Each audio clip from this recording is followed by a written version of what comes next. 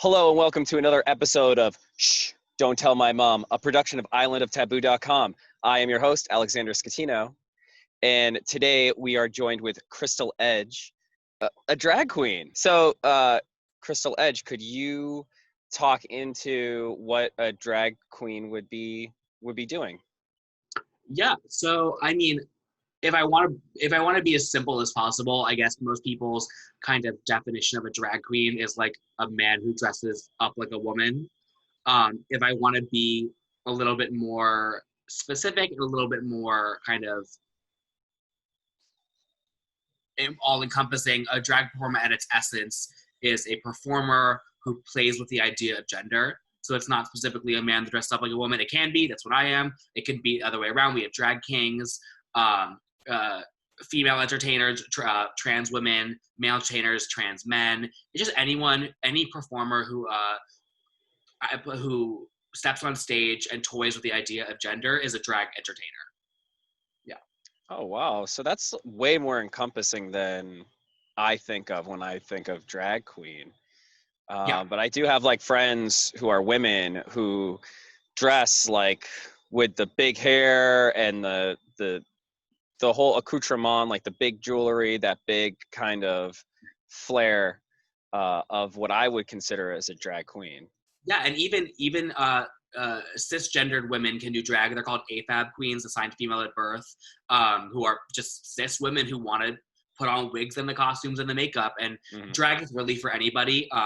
I guess most people's idea of drag is just a man as a woman drag queen, but drag really is for everybody because it's more of an art form than anything else, and so anyone can participate. How long have you been interested in being a drag queen and performing? I think those would be two different time periods. Yeah, so I was introduced to drag when I was I want to say sophomore in high school. I was introduced, I don't even know how I was, but RuPaul's Drag Race somehow came on my radar, and I was like, what? I love reality TV, so I was like, what is this? I gotta watch it. Fell in love, was obsessed. I actually grew up in New York City.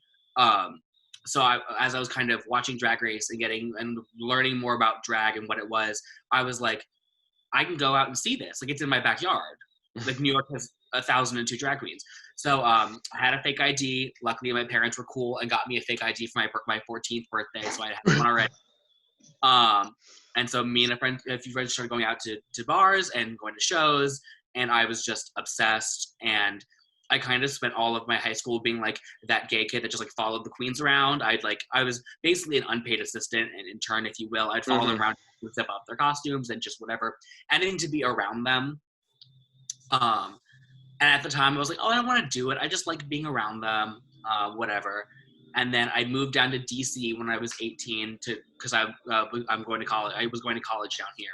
And I did the same thing. I met drag queens, would follow them around, just wanted to be around the culture.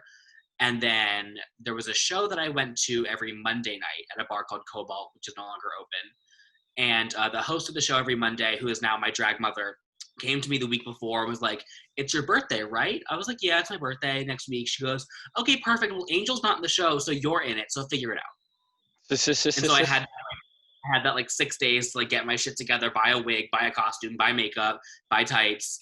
And so most people do drag, just like go out to the club and drag, or just do it at home before they actually step on a stage. But for me, on my 19th birthday, my first time in drag was also my first time on a stage. And now here we are, almost 3.5 years later. Yeah, it was 3 years in March. Yeah, 3.5 years later, and here we are. Whoa. Intense. That you tapped into something really early, that you had this vision extremely early, and that you were supported enough to have that vision, that you're still in line with that same vision. I heard that you said that your parents bought you a fake ID for your 14th birthday. So you have this like support system that I would say not a lot of people have. That's why this is called Shh, Don't Tell My Mom, because of the masks. I wouldn't say it was totally a support system. I got a fake because when you grow up in New York City, you can't really have like house parties the way high school students do when you live in like suburbia or wherever. You can't like do house parties because most people live in apartments or like brownstones. So like Mm-hmm. everyone kind of gets a fake ID really early, and you just find a local bar that'll just let you in. Mm. And that's kind of your like version of that. And so my parents got me my fake for that. They're like, oh, you and Oh, your okay. friends are gonna go to like a restaurant down the street and have a cocktail. Like it really wasn't that way. So when I started going out to like gay bars and like coming home on a Tuesday at 5 a.m, and they found out that I was like with drag queens, they weren't necessarily happy about it. They got over it at some point, but Mm-hmm. they weren't loving it. Um, but yeah, they've definitely been more supportive than most parents would. Mm-hmm. Yeah. Well, sorry for that assumption. I'm just like You're fine. relating this to something that I like talking about in the show, which is like your support system. And are you able to speak to your parents and the people that you love as the drag queen Crystal Edge, other than like your name that they gave you? Do you No, see yeah, that absolutely. support in your family? Absolutely. No, I've had pretty much total support. My mom at first wasn't loving it, not because of the drag specifically, but more like, you're in college. I worry that you're going to focus more on this than schoolwork. I want you to get like a good job after college. So she wasn't loving it mostly because she was worried about like me and making money in life. Um, but she was supportive of the thing itself, I guess. My dad's always been supportive. He actually came to his first show back in February. He came to one of my drag brunches. Um, all my extended family have been supportive. Yeah, I've been pretty lucky. Yeah, that's amazing. Now, during COVID time, has that intensified or has it loosened up?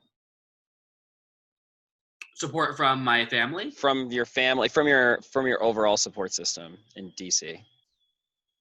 Yeah, I don't think it's gotten any better or any worse. It's kind of the same support system that I had before, except now it's more I'm seeing it online versus in person. Hmm. Uh, but I don't think it's gotten any better or any worse in COVID. I've been very fortunate in my life to have a very supportive family, but I don't think that's like the be all end all, because Hmm. something that I think what's really special about the drag community is that we have drag families. Hmm. And like I had mentioned before, the host of the show that put me in drag for the first time is now my drag mother.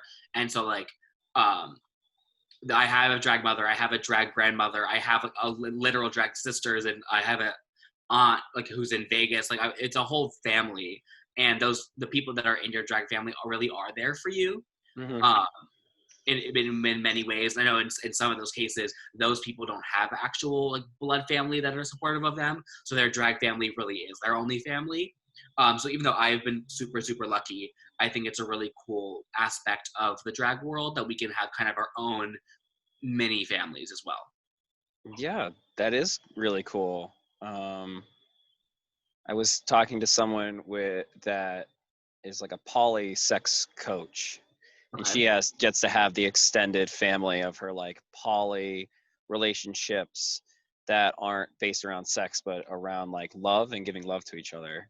So it's great Right. that the drag community has like that same sort of vibe where it's like a large family of people who love each other.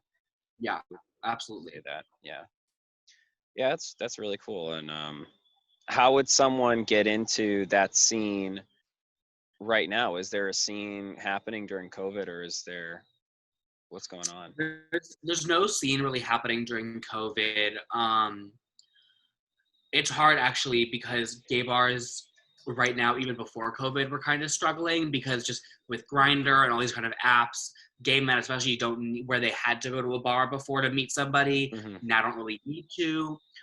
With Drag Race being on TV and drag shows being online, they don't need to come see a drag show in person anymore. So gay bars, even before COVID, were kind of not struggling, but not nearly succeeding as well as they were before. And unfortunately, since quarantine started, 3 bars that I worked at in DC have closed Mm. permanently. Um, so no, there's no scene going on right now.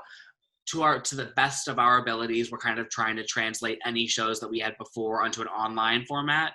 So we have some online brunches going on, some online like drag bingos, Hmm. a few things here and there. Just if it can be translated into online, we're trying. Mm-hmm. Not everything can. You know, a few things that I work are like dance parties, like full like club nights, Mm-hmm. and you can't really have a club night over Zoom. It just doesn't work like that. So we're trying, but yeah, there's no real. If someone wanted to get into drag right now, they would probably, I would just tell them to practice at home, practice your makeup, and wait until we can all see each other at the club. Got you. Yeah, I like going down to P Town right now. I'm in New Hampshire, which is a big gay and art Mhm. community in Cape Cod. And I mean, nature and art, those are still good. The club scene and like things to do after 10 o'clock or after like 9, they're gone. It's just gone there. And it's Yeah, really strange because in New Hampshire, it's not as affected. And I feel like when I was there, it was because the at-risk population, it's like the people who are being dragged are more at risk or something. I don't know, but it was like it is an intense scene shift. yeah. I have a few friends who every summer go to P Town and work, and they have nightly kind of cabaret shows, Hmm. and they do that kind of P Town tradition of like handing out the flyers on the street during the afternoon. Then they have the show at night, Hmm. and they didn't even go up there this year because there's no show to be had. Yeah, Um, sad. it's so unfortunate, but I mean, It's sad, what but can you do? it is. Yeah, exactly. You do this, I guess. You make the online show, and the show must go on. There is no stopping it. You learn how to do some video editing, and you learn how to work a camera, and you pray. It's that simple. Yep, I feel like I'm praying right now. Anyways, cool. I was gonna ask about your upcoming projects, but there's like another thing that I wanted to ask that's like that's fairly specific to drag currently, which is like male makeup. Now, do you get makeup as someone who's giving you male makeup, or are you using women's makeup to make yourself up? So it depends on like the kind of makeup. We have the common phrase in the drag community that cover girl don't cover boy, because a lot of times those like um, drugstore makeup is not gonna it's not gonna do anything. Like if you were to go to CVS and buy a foundation, you're gonna see the 5 o'clock shadow. It's not gonna cover anything. Mm-hmm. But for foundation, I use something called a Krylon. I can show it actually. Well, it looks like this. It's called Krylon TV Paint Stick. It's fully the thickest foundation you'll ever see in your life, and it's for TV special effects makeup. Mm-hmm. Like that's the foundation we use, um, because normal drugstore foundations are not going to cover. It's not going to do the desired effect. Um, but other like eyeshadow, lipstick, we can all use like normal products. So it's a Okay. mix and match. Yeah. Yeah, I know. I follow this guy called Gary V. He's big into social media marketing and stuff like that, and he's sort of like shouted out male or men wearing makeup is going to be a thing very shortly. That's his like call. He's like calling it Yeah, out. it's such a weird thing because like toxic masculinity is such a thing in this country more so than like anywhere in the world. Hmm. And like I've been seeing, like there's so many male makeup gurus and like James Charles and Jeffree Star and Manny NUA and like those kind of figures who are big Hmm. in the makeup world. And yet like it's so like I know girls who like love the male beauty gurus on YouTube, but like if their boyfriend wanted to wear concealer, they'd call him gay. Like it's this weird double standard. Mm. And I've been seeing this emergence of like male makeup brands that are only being marketed. Like I saw this one that was like I think they called it like war paint or like camo paint, and it was just concealer, but they like Hmm. called it war paint because they wanted it to seem masculine so that men would actually buy it. And I was like, Mm. why can't we just like my boyfriend? He's active duty Marine, very masculine. But yesterday he went to the store and bought concealer because he was like, I have this work thing happening and I have a spot that I want to cover up. Like, there's nothing wrong with it. I don't know Mm. why you have to brand it as like war paint or camo paint if a man wants to wear like I don't know. It's a whole tangent I can go on, but yeah, I hope that it becomes more normalized for men to wear makeup. Drag queens do it. Other men wear makeup. I mean, Hmm. it doesn't make you less of a man to wear makeup. So I hope we see that. But I don't know. Well, you're like a lot closer to the topic at hand than I am. I just sort of heard it on a flyby and I went, that sounds interesting. I would like to Yeah. talk to someone who has a male makeup company just to like see the pulse of our society. And I guess like maybe male makeup isn't big here, but it could be big somewhere else, and the company could be here. You know, you could be marketing something to someone else. Yeah. But it is an interesting topic, and I wouldn't mind being like France, right around the French Revolution kind of France, where we're all sort of dolled up, but we're ready to kick ass is Right. on social issues. Mm. Yeah, we're gonna get you. Social issues. All right. So, Crystal, do you have anything going on right now, online now that you're I working on? Yeah. So online, I'm doing some online shows. We have a few things that we were doing pre-COVID that are now online. Like I have a monthly, not I have, I'm part of on cast for a monthly drag brunch at a place called the Red Star in Baltimore, and we're doing that online. Hmm. Um, all of these things are all over my social media. So on my Instagram or Facebook, if you want links to those, anybody listening or watching, and me.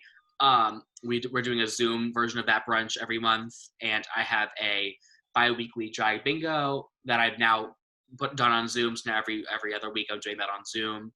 I have a weekly drag review kind of show that I do on my Facebook Live, where I get kind of 5 or 6 performers from all over the country, and we do a little show. On top of that, I'm trying to branch out. I just started a YouTube channel where me and another queen have been doing RuPaul's Drag Race reviews, and we're doing some other stuff that I'm like currently editing with some that's not just Drag Race, but some other stuff. Asking or we're answering commonly asked drag queen questions.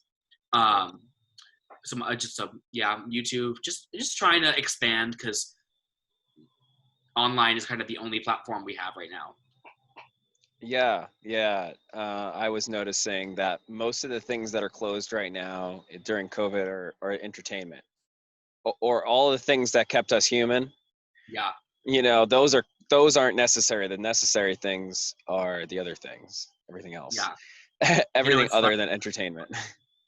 Go on. I know I Sorry. was talking to a friend of mine that an art teacher was my art teacher in high school, and she was saying that like I guess the high school that I went to was threatening to like continue to slash like theater and art and music budgets or whatever, and we were just it was right around the time like quarantine had started, and she's like, we were just talking, like, kind of just talking like a commentary about like how schools love to slash like a music and art budget as if music and art doesn't mean anything. But like when we're all stuck inside in quarantine, what are you consuming?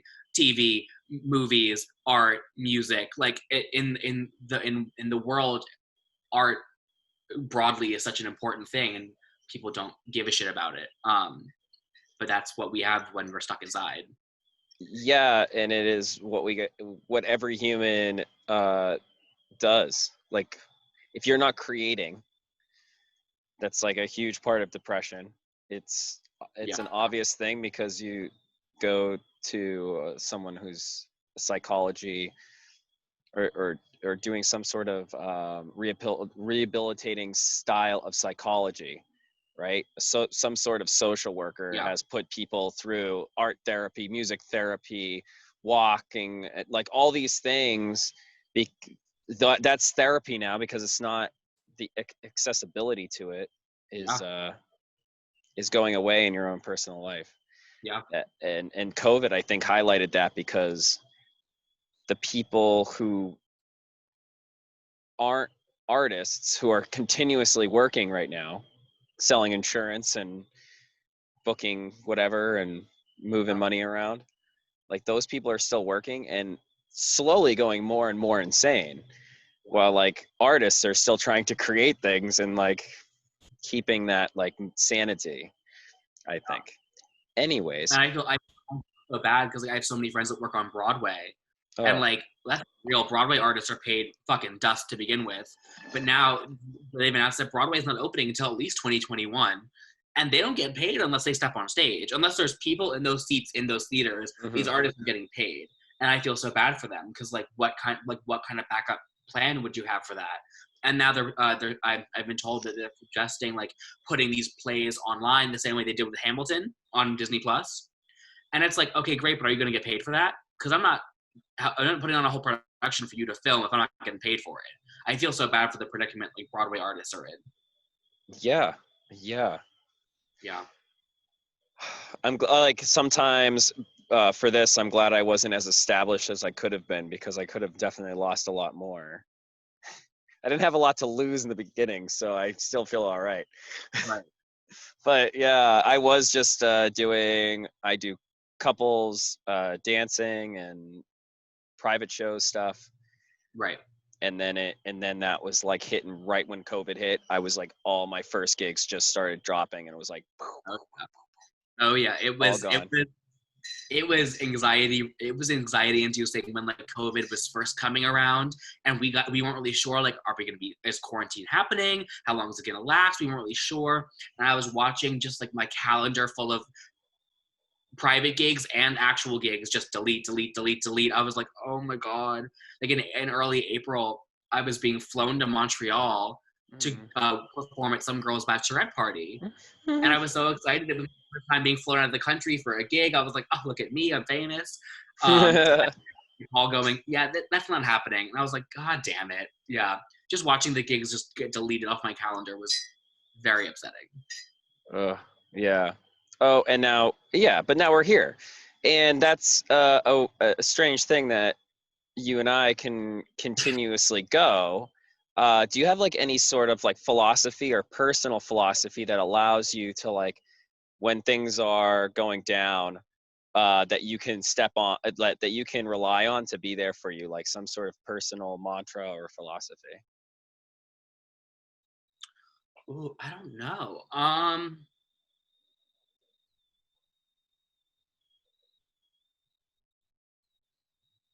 I don't know if I have a specific mantra or a saying that gets me through anything. I kind of just I live my life kind of under the thing of like, if you're not enjoying what you're doing, don't do it.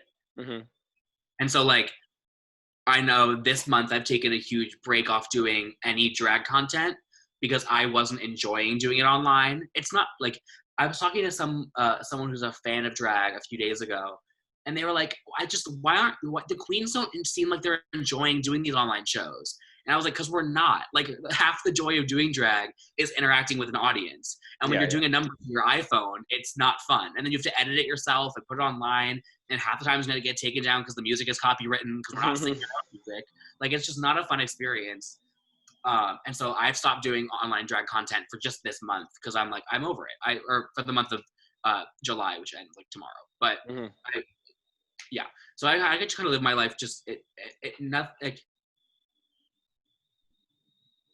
anything tough is worth doing if you're enjoying it, and if you're not enjoying it, don't do it. That's just kind of how I live my life. Yeah, For me. that would, hey, if people lived that way, there would be a lot different decisions being made when you're working in an office building, for someone who doesn't appreciate you. They would live a happier life, maybe. So I think Right. that's a great way of looking at life, is to like check in with yourself and see if you're enjoying what you're doing. Yeah, it's important. It really is. And so we've talked about like our how you're getting supported, your own personal support system, and usually I speak into like spirituality. Do you have any sort of like spirituality, any styles that you use that also give you like that support or that edge when you are creating content and being your authentic self? No, I'm not a very spiritual person. I'm an atheist. I don't believe in any of that specifically. And I have to admit, you're getting me kind of a cynical moment with everything Oh. kind of going on with, you know, the protests and the Black Lives Mm. Matter, and with the election happening, and just kind of everything going on in the world currently. I have a lot less faith in humanity than I would have maybe 6 months ago. Mm-hmm. Um, but no, I just have to just I don't know. I'm hoping that everyone is fighting for what's right and that people are doing the moral thing in anything they're doing. And I don't. You don't I need just to. hope. I hope we see major societal change soon. And I know Mm-hmm. that has nothing to do with what we're talking about, but like I I don't really need spiritual help doing my drag because I'm it's in my job. I need the Mm-hmm. money. That's what pushes me to do drag is I need that paycheck at the end of it. Mm-hmm. But yeah, any spirituality I get is just hoping for societal change and hoping for a better tomorrow for everybody and all people. And yeah, I don't know. You caught me at a cynical moment. Yeah, I was had reservations to ask the question because I felt like you're like gung ho on doing this because you want to do it, and like that style you don't need anything else. It's just like it's me. I'm doing it. I'm doing it for myself. I'm doing it because it makes me happy. I'm doing it because I need to do it. Like you're really focused, which is great. I feel the focus in what you're about. Um, so if you don't need any of that stuff, like don't feel obligated to speak into it. It's just something that I find um, that helps people get the things that they want. It's usually like support system, philosophy, or spirituality, and combinations of those three things. So I just speak into those things for our viewers and for people who want to like pursue and be authentic and do things that they want to do other than things that people want them to do, which, which leads into Yeah, like and all even of though that I don't, political I don't, stuff. Like if and yeah, if like, people, even I don't. sorry, you go. Sorry. I was gonna say, even though I don't necessarily subscribe to those kind of spiritual things, I don't find anything wrong with anybody having their one thing that pushes them to do better or makes them think there's going to be a better tomorrow. Whatever that is for you is for you, and as long as it helps you feel better about what you're doing, that is all that matters. Yes, for sure. I have one more thing before we wrap up, which I think you may have already touched on, but it's something that I like to ask people. Uh, what what piece of content that you did you consume when you were young and impressionable to have you go into this direction on in this path of being a drag queen? And I know there was the drag race, the show, right? Was there anything else like that that like inspired you to do this? Yeah, absolutely. So Drag Race itself kind of taught me what drag was and inspired me to do drag specifically. But something that's really interesting is that like when I was thinking about what I wanted my drag persona to be, I was all my references came from things from my childhood that I Mm-hmm. really that really kind of helped me discover.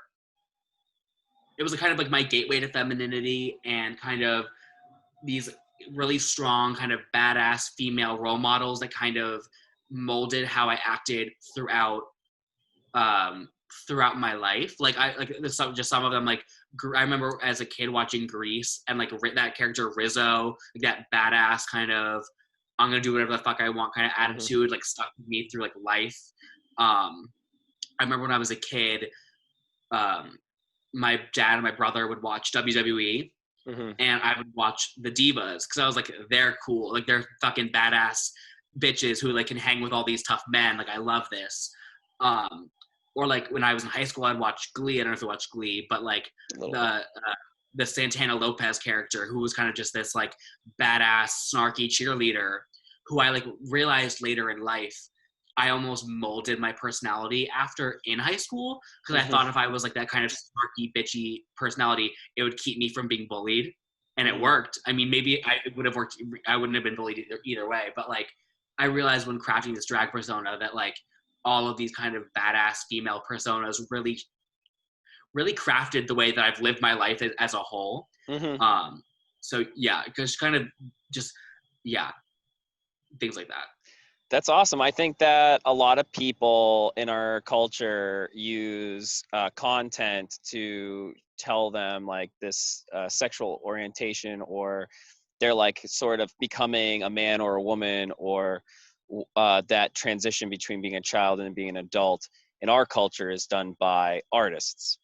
And it's interesting to see what artists kind of gotcha. Like, what thing did someone create that like inspired you to be the person that you want to be?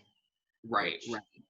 And it's really crazy if you think about it, like the kind of impact those characters or those people could have on your life. hmm, Because I mean, I just said like they kind of molded how I acted throughout my life, but not even that specifically. Like, um, just the kind of emotional attachment you have to them is really can really be a testament to how important art is as a whole.